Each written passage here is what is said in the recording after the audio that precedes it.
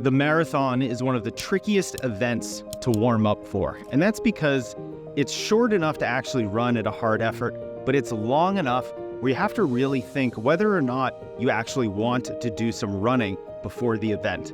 In this video, I'm going to talk more about how to structure a running warm-up before a marathon, because it's not for everyone, and I want you to know whether or not you should include running as part of your warm-up before your next marathon. So let's talk about why the marathon is so difficult to warm up for. Well, it depends on what kind of runner you are, because some runners, it's a good idea to do some running ahead of time, and some runners, it's not. Now, it's challenging because a running warm-up does two things. Number one, it burns through some of your glycogen stores. And as we all know, the marathon is a very difficult event because your body can't store enough carbohydrate to fuel a higher intensity 26.2 mile running race. So that's why we talk about carb loading before the race. That's why we take gels and other carb sources during the race.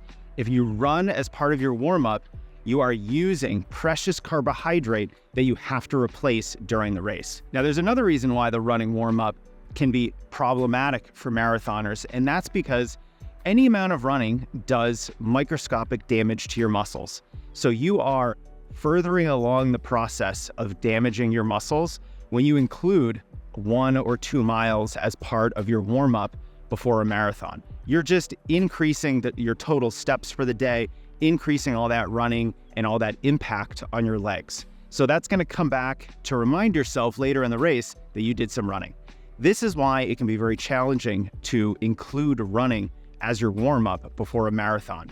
You're going to be using precious carbohydrate stores, and you're going to be introducing a little bit more muscle damage than you normally would if you didn't start running beforehand. I could not make these videos without your support. So first, let me say thank you. And this video is brought to you by our very own Performance Training Journal.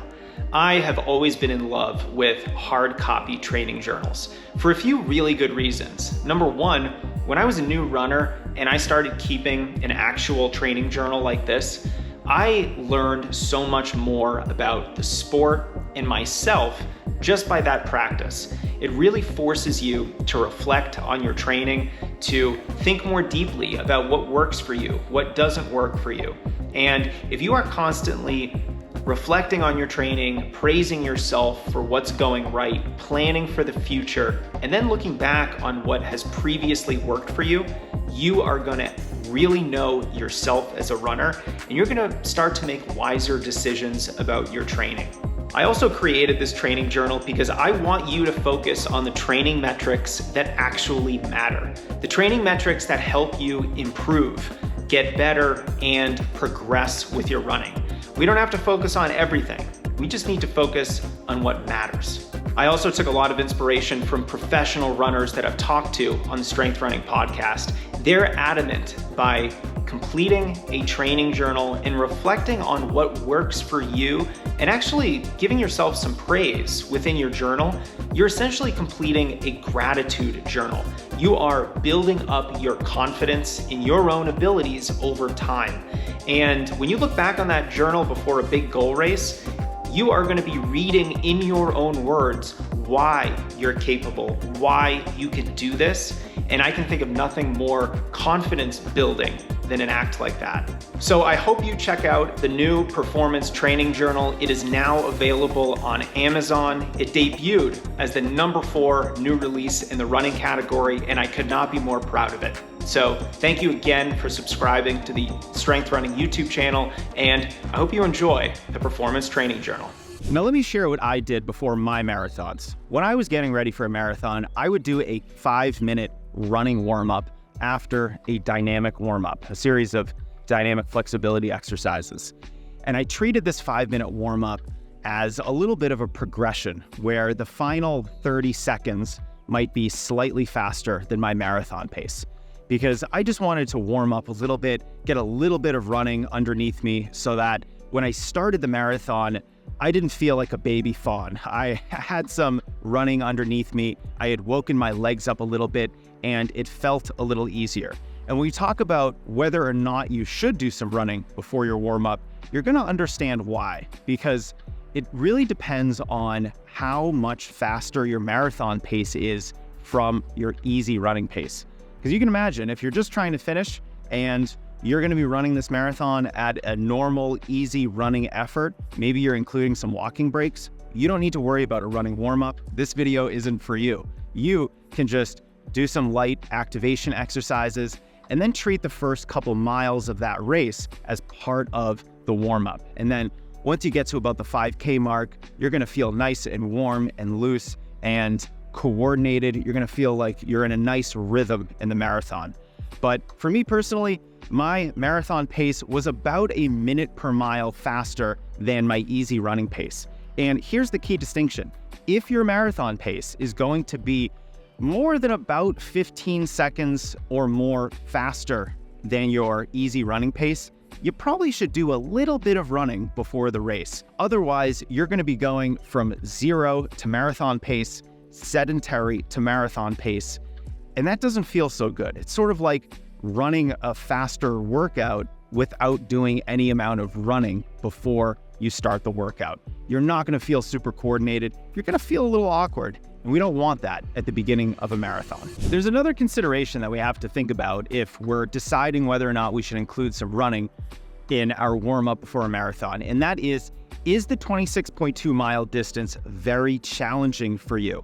In other words, what were your long runs like during training? So if you were able to get up to a 20, 21, 22 mile long run and have that run feel somewhat comfortable, then maybe you should do a little bit of a run before the marathon. And this point is because, if you're someone who progressed your long run distance from about 10 miles to about 20 miles, and you did that over 16 weeks, you had a fairly quick long run progression. And I wouldn't recommend running before the marathon. You need to focus on tackling this distance and not making it any more challenging than it has to be. Now, if you're someone who started that 16-week marathon cycle running a 14 or 15 mile long run, and you got in multiple 20 milers, maybe you got your long run up to 21 or 22 miles, maybe you did some goal marathon pace running within many of your long runs, you're a good candidate for adding more running to your warm-up for the marathon because you're a little bit more prepared for the 26.2 mile distance. You have done more long runs, you have covered more distance in training during those long runs, and that just means you're a little bit stronger, you're a little bit more capable when it comes to handling more distance. This would be like someone training for a 50-mile race, but then they actually only run a marathon on race day. This person could do a little bit of a run before the marathon because they have been training for a much longer distance. They have likely done the long runs to support that. And that extra distance before the race itself isn't going to be so much that it's going to be a negative for the race or just be detrimental in any way to your finish time. So as always, runners, I want you to race at your best. And I hope this video was helpful for you. Feel free to leave any questions underneath if you still want to follow up with me about whether or not you should do any running before a marathon. It is going to burn some glycogen. It is going to eat into those carb stores. It is going to introduce a little bit more stress and impact on your legs. So for those reasons, let's make sure that you are well trained for the distance, that the pace of your marathon is going to be substantially faster than your easy running pace. And if so, you're probably a good candidate for an easy running warm-up. Now, this should always happen before a dynamic warm-up, and I've included links under this video for our Matic and standard warm-up routines. These are great routines that I have done before my marathons, and I hope they're helpful for you too.